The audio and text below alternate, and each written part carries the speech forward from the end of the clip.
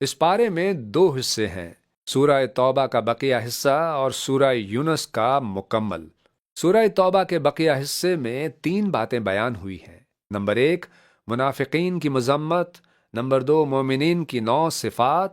Number 3، غزوہ تبوک میں شرکت نہ کرنے والے 3 مخلص صحابہ۔ پہلی بات، منافقین کی مذمت۔ منافقین نے مسلمانوں کو نقصان پہنچانے اور ان میں تفرقہ ڈالنے کے لیے ایک مسجد تعمیر کی، جسے مسجد زرار کہا گیا۔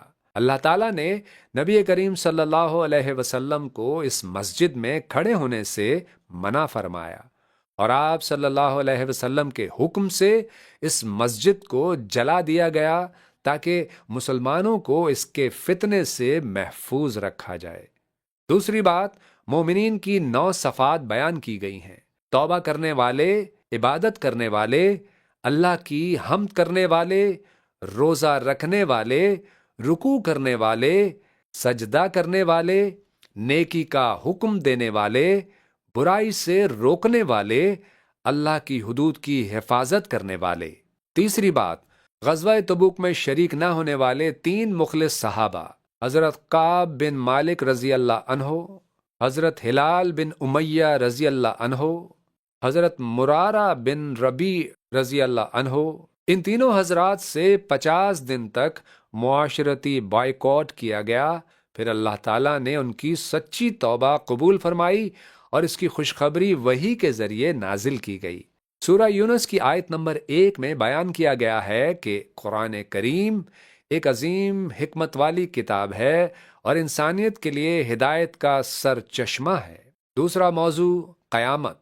سورہ یونس کی آیت نمبر 4 سے 11 میں بیان کیا گیا ہے کہ روز قیامت تمام انسانوں کو 2 بار زندہ کر کے اللہ کے حضور جمع کیا جائے گا، لیکن کفار کو اس حقیقت پر یقین نہیں۔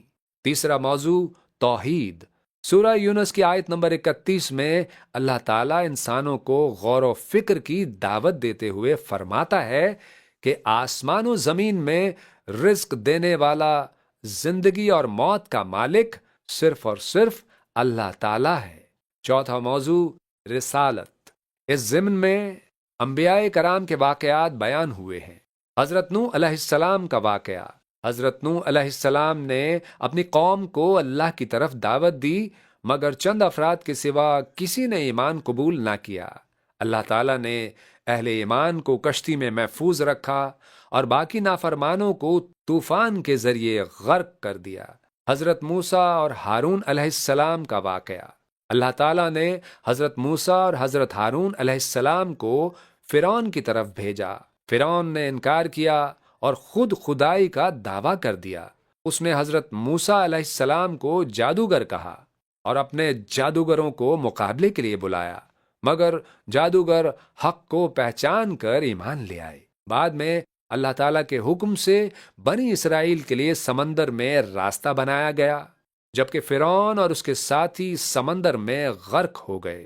حضرت یونس علیہ السلام کا واقعہ۔ اس سورت کا نام حضرت یونس علیہ السلام کے نام پر رکھا گیا ہے۔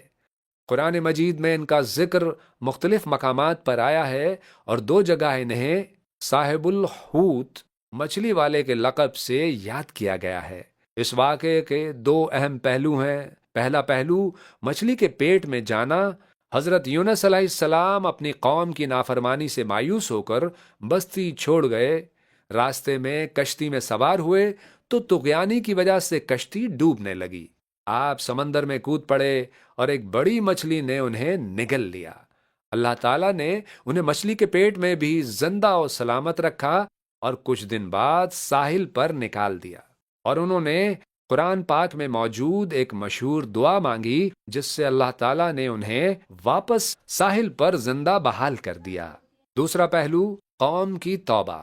ان کی قوم نے جب عذاب کے آثار دیکھے تو مرد و عورت، بچے اور بڑے سب صحرا میں نکل آئے اور آہوزاری کے ساتھ اللہ سے معافی مانگنے لگے اور سچی توبہ کی۔ اللہ تعالیٰ نے ان کی توبہ قبول فرمائی اور عذاب ٹال دیا۔ نہ صرف کیجئے تلاوت دن و رات، پڑھنا ہے اب ترجمہ بھی ساتھ ساتھ۔